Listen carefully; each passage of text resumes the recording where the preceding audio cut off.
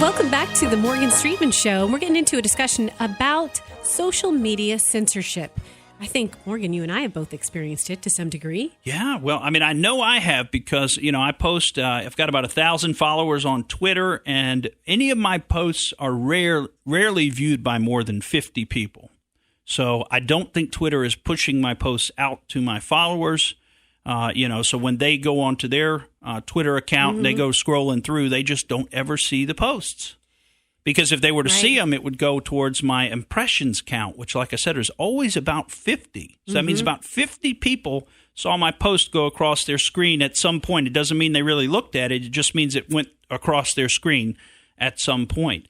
So, from my perspective, and I talked to some people about this, it's almost like, well, why bother? Why bother taking any time to go to Twitter as a platform and post my content on there if it's not going to be seen by anybody? It's kind of a waste of time. And maybe that's part of Twitter's strategy. And I certainly think it could be part of the strategy here kind of on the lower end, that is people with not having millions of followers, but just normal people like me who might have 1,000, maybe 5,000 followers. They could just kind of click your account, and I don't know what button they're clicking, but, maybe suspicious account or something. They click that button, and all of a sudden you're just not being published out to your followers, and so nobody's seeing your content. What's interesting with Facebook, I'm very apolitical. I don't post anything political on Facebook ever. It's family stuff, whatever.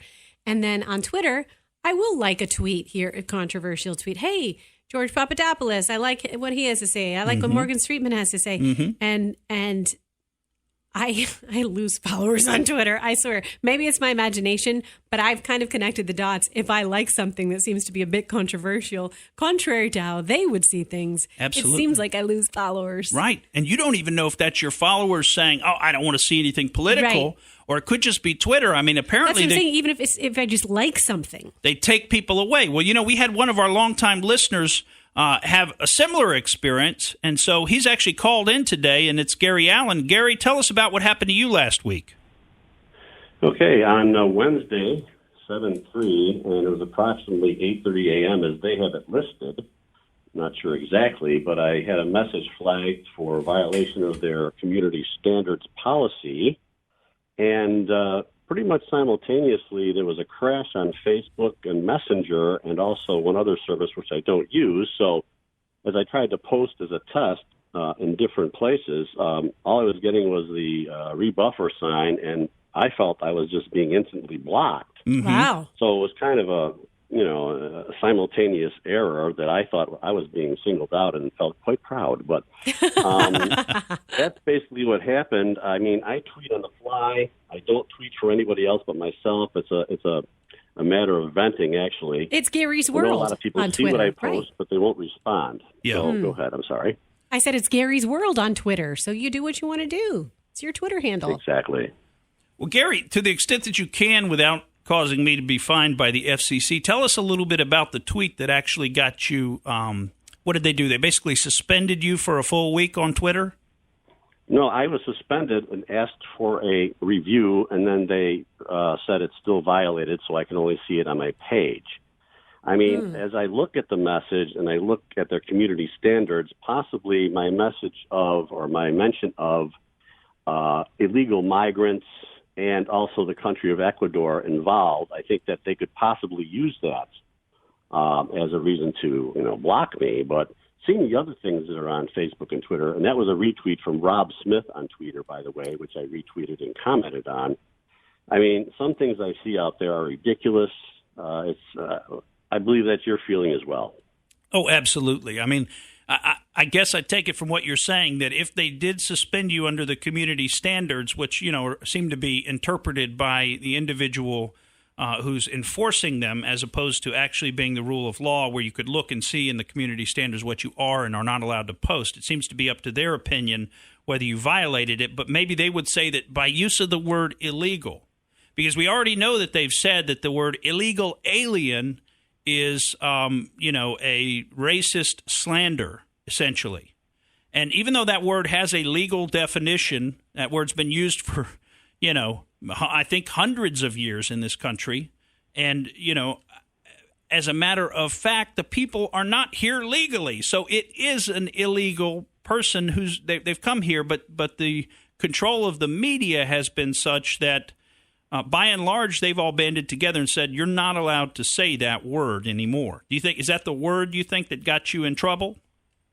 I think so, but when I tweet, once again, I tweet in anger sometimes or just wanting to respond instantly. And when I said illegal migrants, I actually had mentioned in the same sentence the migrants at the border that came from Ecuador, for instance, complaining about their conditions, and we all know the story on that. But I was also thinking of all the illegal migrants that are in our country illegally and committing crimes. Sure. But because I phrased it as I did, I think that's why they got me. And really, I could care less because I feel they should be gone. And now that the money's been appropriated to help out at the border, reluctantly by some, I think things are going to improve. And I really don't care. I trust President Trump with everything I have. And I want to make one quick comment that he tweets, and many supporters say, I just wish he would tone it down. And I've heard, I think you guys say the same thing, and I respect that. But when else have I known a president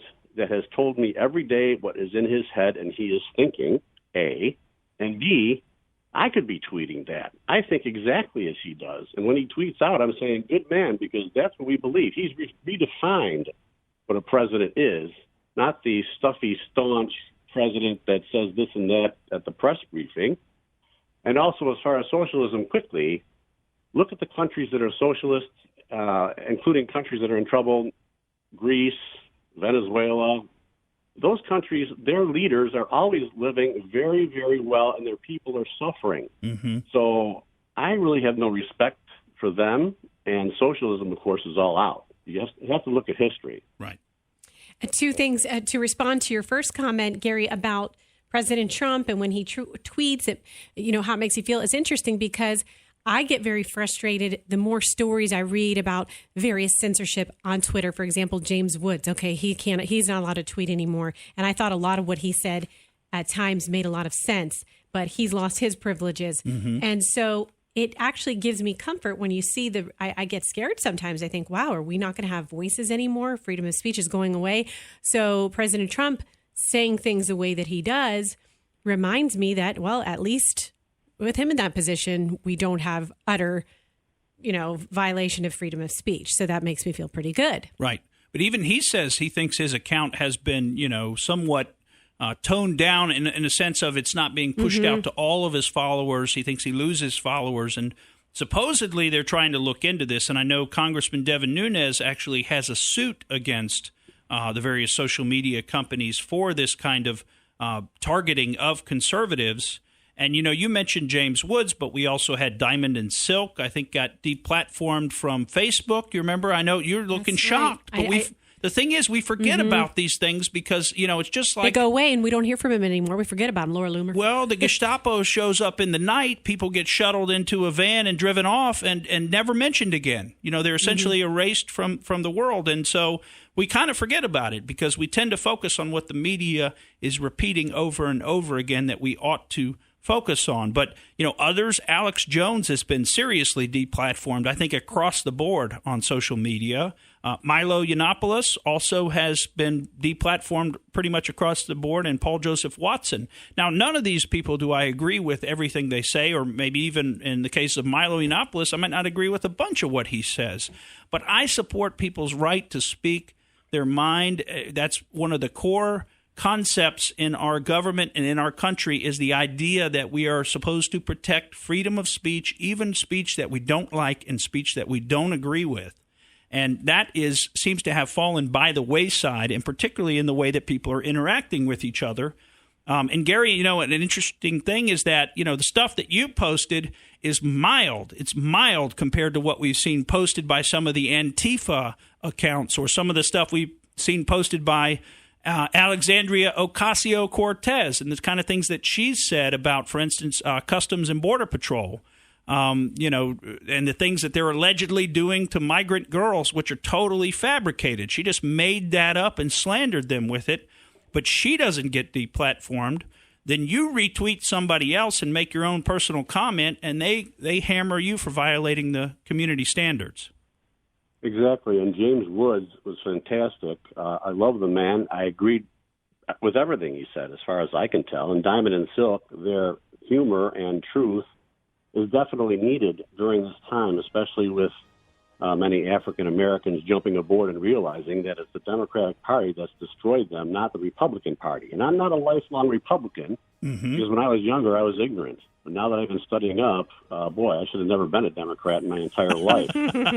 I'll leave us on a high note with Twitter. So I was reading one of Michael Moore's tweets recently, and he said, we'll give you universal health care, free college, and a secure paper ballot to vote on. Come to our side. And I looked at all the comments beneath it, and they were all ripping him like, Michael, thank you. I like to work for my health care. I like to work for, I don't want handouts. And I was like, well, that's good. At least Twitter isn't, hiding those comments. It seems like people have their voice in that regard. Right. Well, but they're definitely doing something, and it's something that they shouldn't be doing. So, Gary, thank you for calling in, sharing your personal story with us. It's a story shared by many of us, and it's something we've really got to get on top of in this country, and that's freedom of speech. Thank you for listening to the Morgan Streetman Show. We hope you enjoyed what you heard, and if you did, please click like and subscribe to help us out. And remember that we recommend that you exercise your brain at least once a week.